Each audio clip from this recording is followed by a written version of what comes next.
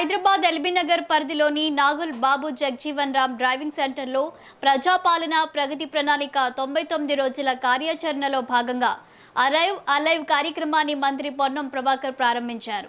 ఈ కార్యక్రమంలో భాగంగా ఉచిత కంటి పరీక్ష శిబిరాన్ని ప్రారంభించారు. ఈ సందర్భంగా రోడ్డు భద్రతా నిబంధనలు పాటిస్తామని అధికారులు, వాహనదారులు, విద్యార్థులతో మంత్రి ప్రతిజ్ఞ చేయించి సంతకాలు తీసుకున్నారు.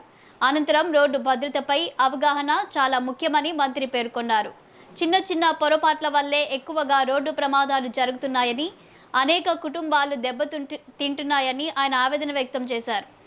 అదేవిధంగా ప్రమాద బాధితుడిని గంటలోపు ఆసుపత్రికి చేరిస్తే 25,000 నగదు ప్రోత్సాహంతో రహవీర్ అవార్డు ఇస్తామని తెలిపారు.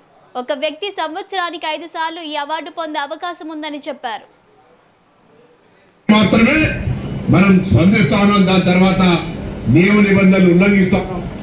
హెల్మెట్ ధరించుకొని బండి కట్టుకుంటాం. రాంగ్ రూట్ వద్ద దగ్గర ఉందిగా ఉంటారని తాగి నడుపుతా ఉంటాం. ఆగిన వల్ల రిఫ్లెక్టర్ లేకపోవడం వల్ల పోయి గుద్దుకొని 100 మంది చనిపోతా ఉన్నారు. ఈ విధంగా జరిగేటి అన్నిటిని నిరోధించడానికి ప్రయత్నం జరుగుతూ ఉంది.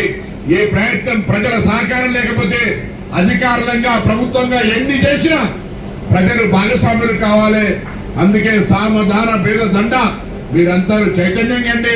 ఇలా డ్రైవింగ్ లైసెన్స్ తీసుకుంటున్న వాళ్ళు మేము ట్రాఫిక్ నిబంధనలు పాటిస్తామని ఒక ప్రతిజ్ఞ తీసుకోండి. అది మీ ప్రాణానికి రక్ష. మీ ఎదుట ప్రయాణిస్తున్నటువంటి ఇంకొక ప్రయాణికుడు కూడా మీరు రక్షించినటువంటి అవుతుంది అనేటువంటి మాట. ఇది ఎప్పుడు కానీ మంచి చాలా లేట్గా రీచ్ అవుతుంది, చెడు 5 నిమిషాల్లో రీచ్ అవుతుంది.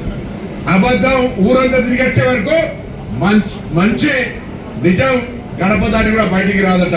కాబట్టి చెడును తొందరగా వినే పరిస్థితి జరుగుతుంది. దయచేసి అర్థం చేసుకునేది మంచి ప్రజలకు, వాహనదారులకు, జీవితంలో ఉజ్వలమైన భవిష్యత్తు ఉన్నటువంటి వాళ్ళ కొరకు ఉపయోగించుకోవాల్సినటువంటి ఈ ట్రాఫిక్ నిబంధనల అంశాన్ని దయచేసి పాటించాలని కోరుతూ మరొకసారి రవాణా శాఖ తరఫున మాత్రం